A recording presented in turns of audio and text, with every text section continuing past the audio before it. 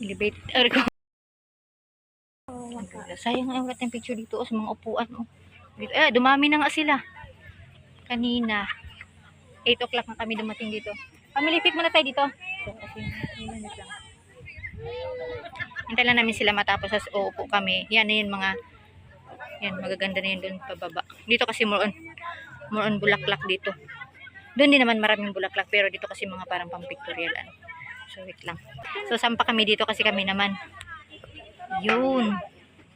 Ito kasi yung aking Tapos ating siset up pa ng aming camera. O yan, okay na. Ulo ng kabayo, okay na. Tabingi yung camera, te.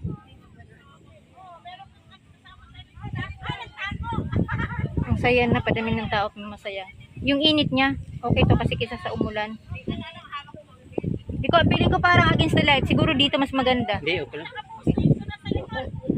Ang dami na nila doon. Ang saya na, So yung garden na to, yan. Buntot daw yun ang peacock, sabi ni Edsel. Ayan yung pinakaulo. Doon may isang TikTok pa tayo. Sige.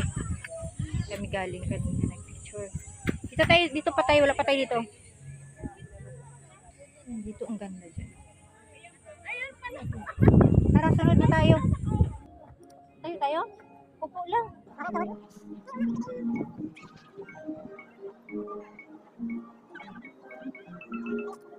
Habang aliw na aliw doon, lang.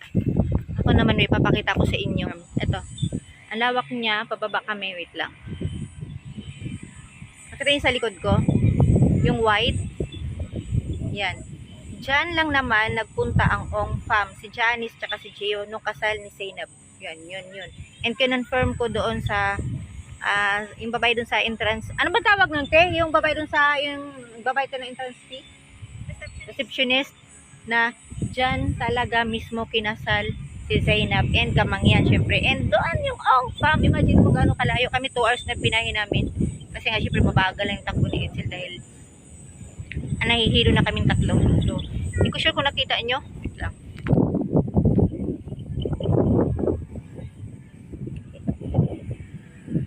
Sana kitang-kita nyo yun, yung white na yun. Imagine niyo kung saan kinasal yung mga sikat na yan. Zainab and Kamangyan and Gioong and Janice nagpunta dyan. Sila Alex, sila Tony. Tapos nandito kami. Nandyan lang. Ayan lang. Tanaw lang. Kung pwede lang tumagos dyan pero hindi pwede kasi lake yan and ibang may-ari na rin yan. Ito po na. Mababa tayo kasi yung dalawa na doon sa setup. Nasil. Mababa ito masyadong slope. Yun. Ang saya, sulit talaga yung sulit yung pagpupunta kayo dito. Sobrang sulit. Kasi ang ganda ng lugar. Alam mo yung tranquilo siya. Maliban sa tunog na yun, may gumagawa kasi doon si kuya. Pero I'm sure kung hindi siya gumagawa noon, tahimik dito. Marinig mo yung mga tunog ng mga ibon. Ang ganda talaga. Alam mo yung mga bulaklak na makita natin sa TV or ang iba plastic na nakikita natin ngayon, tutong-tutuo sila. And pwede sila hawakan. Siyempre, bawal pitasin. Pero pwede mo silang ma-touch. Papapakihawak sa jacket ko. Yan si ate. Nagsiset up ng kanya camera kasi TikTok daw kami. Diba? Yun. Yung white na yun. Diyan sila. Kasi akala talaga namin Tagaytay. Kaya kinonfirm ko doon sa receptionist na ko, ate, yung white na dyan nakita namin, same kasi doon sa same doon sa yung sa kasal ni Zainab and so yun ba yung sabi niya, yun daw yun. So, yun na nga. Alam mo yung di makalay na makikita din pala namin dito. So, parang dahil fanatic kami, no? Parang nandyan lang sila dati. Syempre ngayon wala na. Syempre matagal na yun, di ba? Ayan lang, ang ganda. Grabe yung pagpula ng bulaklak, oh. Shade na ako, no, kasi grabe masilaw na sa mata. And happy, oh. Ate, oh, ang ganda dito, te, oh, tama, oh. Ang ganda niya. Ang ganda. Sobrang ganda niya. Pero yung hitsura ko, ewan ko na lang, pasensya na lang to ha. Kasi kanina ako yung taga-video ng pamilya ko. Gusto kong nakafocus sa kanila. And na-enjoy ko din yung mata ko at the same time. Ngayon ako naman. Yan. Ang ganda niya tingnan. Oh, tapos ikot tayo.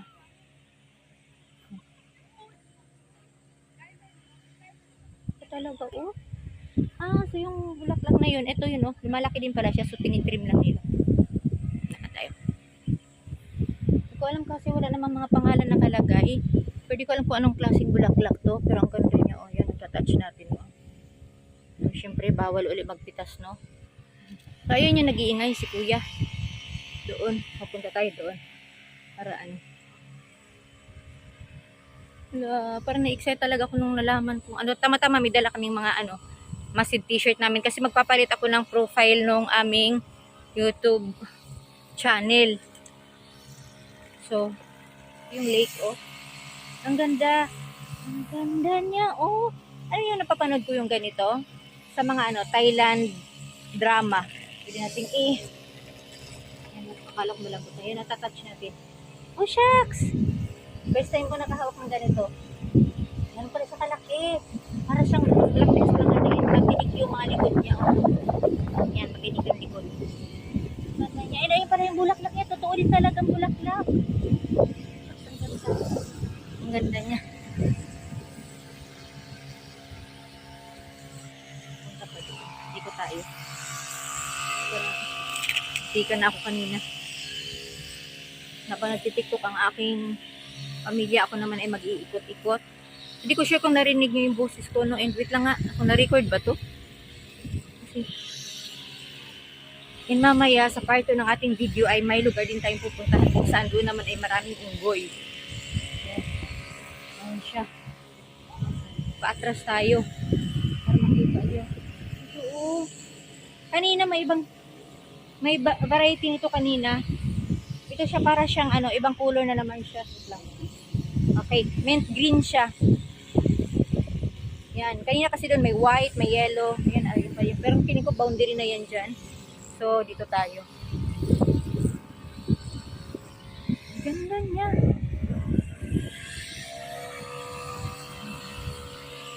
Ang ano no, ang ganda ng pagka-landscape niya. So, yan, totoo pa talaga siya. Kahawak na tayo ng personal. Kasi para siya mga ano, para siya mga, ano ba tag to? Cauliflower, hindi, para siyang repulyo, na parang pichay. Ang ganda niya, oh. Uy, humaw tayo. Ang ganda pala yung texture niya. Ang ganda, oh. Ito, maraming ito sa amin. Yan, ang damo. Ang ganda, ang cute ng lawa-lawa, ha.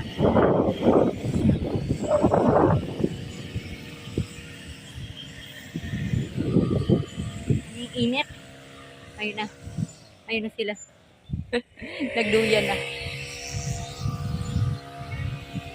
Ang ganda.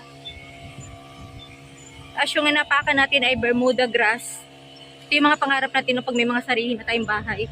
Bermuda grass na yung, ang alam ko kasing Bermuda grass na gato, yun yung parang sa amin ko tawag babae kasi di ba may mga matatangka din ito. So ito siya. Yun yung flat lang sa lupa na hindi siya lumalago masyado pero siya yung cover niya yung lupa.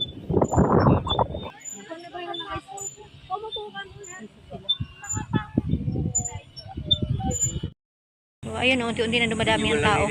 Ngayon ay 10 o'clock na, 10:50 na, pauwi na kami, doon na kami sa baba magpipicture kasi ito tapos na kami lahat ito magpictorial. So yan, magpictorial kami niyan. Yung ano na yan. Yung venue nung kasal nga nila ano. Doon tayo daan. Sa baba doon magaganda rin doon. Umihi na kayo. Hindi na tapos na. Dito na tayo daan. So dito na tayo kasi ito yung view. Yan sa likod ko. Silip na lang kayo. Magi.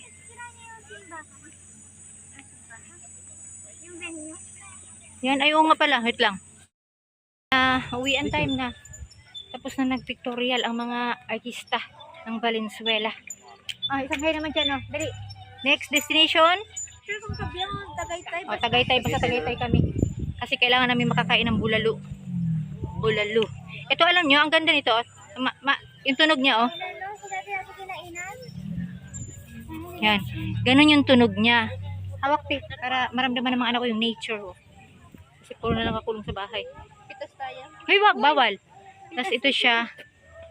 Diba? Alam mo yung simpleng tumutubo lang sa mga damuhan sa probinsya pero dito pag tinanim niya ay padami na yung tao. Yun na lang. Sobrang init talaga magbaon ng maraming tubig. Pero kasi tubig namin nasa sasakyan. Kaya nauhaw na ilang oras na kami, 3 hours na kami nandito. Tapos natin may mga photoshoot pa dyan pag ganyan, no. Sana, kita nyo, no. 12 sana siya. Hindi ko na siya makikita kung nasaan na. May photoshoot dyan kanina. And kanina din doon, parang family pic. May mga photographer din sila dito na ano. Ganda dyan. Picture. Dali, picture tayo.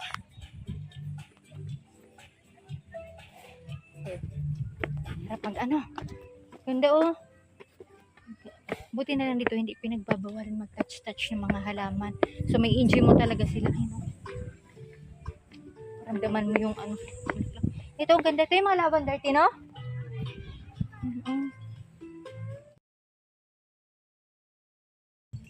Ay, la. Okay din pala siya, oh. Yung amoy niya para siyang ano, manamis-tamis siya. Siya, oh. So, ito na yung exit. Ah, may mga pasubi na sila. Punta din sa exit, oh.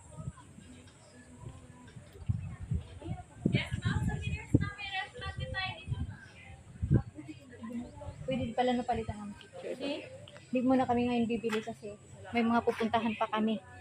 And malamang didiretso pa kami pa Batangas. So, wala. Tipid muna kami ngayon sa mga pasalubong. Kasi kakain pa kami. And ano yan? Glass walk pa kami. So, exit na. Ito na yung aming. Alam mo, sulit na sulit. Ang dami pa naming area na hindi napipicturean. Yung abot lang ng aming paningin. So, yun lang ang kaya. Asan si Papa? Saan ba nagpark sa kabila? Pwede pala dito. Dapat pala dito lang tayo nagpark kanina. So, exit na kami. So, yun na yun, no, yung hindi natin ini-expect. Hindi ka tawa ni Santa. Ay, oo. Hindi namin in-expect, no. Makita namin yung pinagdausan ng kasal ni Zainab Haraki and Kamangyan.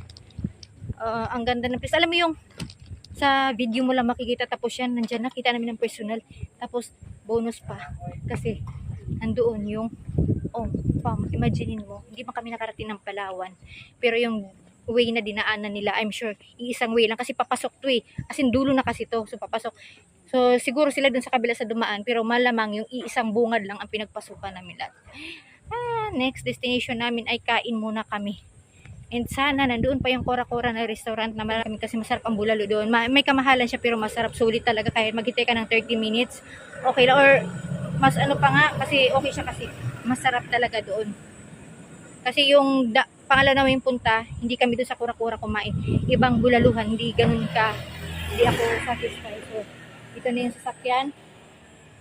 Anyways, yung sasakyan pala namin, no, hindi to amin. Siyempre, mahirap lang kami. So, nag-rent lang kami. And ang rent yan is 2,000 pesos. Pag mag-exceed ka ng oras is 250 per hour. And then, yun. Kami nagpagasolina, 1,000. And sabi nila, kukulangin pa yan. So, di pa natin kasi mahal din ang gasolina ngayon. So yun lang. Pag namasyal talaga buong pamilya, need talaga may service para kahit papaano, may i-enjoy nyo and hindi nyo hawak yung, hindi kayo makibukas, hindi kayo magagahol sa oras. Kasi yung hindi kayo maghahabol ng sasakyan dahil may sarili kayo sasakyan. So ito na yung pinakaano. Kanina dyan, hindi ko alam kung nakapicture kayo minamili. And yun yung entrance nila. Ngayon habang hapon napadami na yung ano. Ngayon ay 11 o'clock na. Sulit? Pwede open yung ano, bintana. Oo, open na mo na. Mainit nga eh. Di, malamig naman na doon pa ano. Para maging malamig. Sulit yung ano. Ang dami pa naming ano doon. Ito pala, Mirasol Garden yung nandyan kanina. Pero hindi na napasok. Pero I'm sure kanila pa rin yun. Ay, Diyos ko. So, yun na. Buti na lang talaga bonus na lang din na si Edsel marunong mag-drive. Kasi Nagyangat mo. hindi namin kailangan mag-rent din ng driver. Kasi kung sila pa ang driver, malamang mas mahal ang bayan magdadagdag tayo. At nakakahiya, no? Siyempre, pag siya ang driver, papakain natin. Pero siyempre, yung aming, ang aming Edsel ay driver since birth. Wow. Lahat naman nito, kaya naman itong i-drive, pero minsan hindi pa rin ako panatag. Para Kasi, makita ko ito. kanina nag-anxiety pala ako kanina, no? Ayoko kasi yung parang feeling ko magsisingit-singit, kaya tatakot ako. So, ayan na, doon mamaya yung daanan. Nagulat talaga ako. So, yun lang, no? Pag kailangan may sasakyan kayo. Pero kung may motor kayo, mag-asawa lang naman kayo, mga babarkada, syempre bakride lang. Ayan, Papa. Ayun yung entrance nila, oh. Wait lang. Tandaan, Sel. Ayun, di ko na alam kung makikita nyo. Pero yun yung Entrance. Oh, dyan sila lahat pumasok. Isara niyo yung pinto. Picture tayo dyan. Wait lang, wait lang. Ha? Sila ano? Oo, pipicture kami dyan saglit lang kasi pwede pa naman Sila, namin. tsaka Pipicture kami. Ang tagal na lang makalabas. Bilis na! Yan, oh, ang ganda.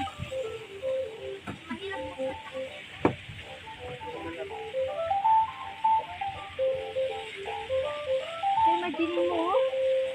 Dito sila. Yung pinaka, itouch natin yung gate. Wow. Alam mo yung ang ganda ng venue. Alam mo yung imposibleng kaming makapasok dito. Kaya hawak na lang tayo. Hawak na lang kayo kasi imposibleng makapasok. Pero manifesting. Oy! Ah! Manifest. Hawak lang tayo sa gate. Hello. Ang ano niya, ang ganda, oh. So, wait lang. I-ano natin, oh. So, yun. Ganun siya kaganda, oh. Dali, video ko kayo. Tara, picture tayo. Doon.